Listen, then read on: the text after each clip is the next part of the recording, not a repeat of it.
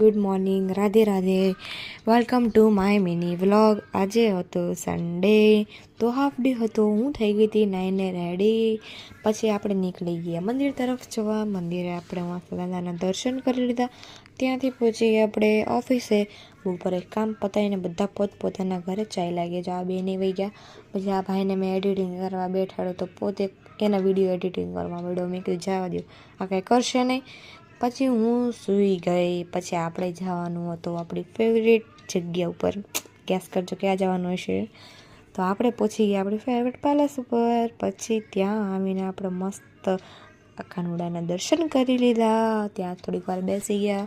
પછી ત્યાંથી અમે નીકળી ગયા પાળા ઉપર જવા. ત્યાં તો બહુ જ પબ્લિક હતું, એટલે આપણે કાંઈ ફોટા પાડ્યા નહીં. પછી ત્યાંથી અમે લોકો નીકળી ગયા ઘર તરફ જવા. ઘરે આવીને જો હું લાવી હતી પેસ્ટ્રી, તો આ ભાઈ તો પેસ્ટ્રી જોઈને મલકાઈ ગયો કે આજ તો કેક ખાવા મળશે.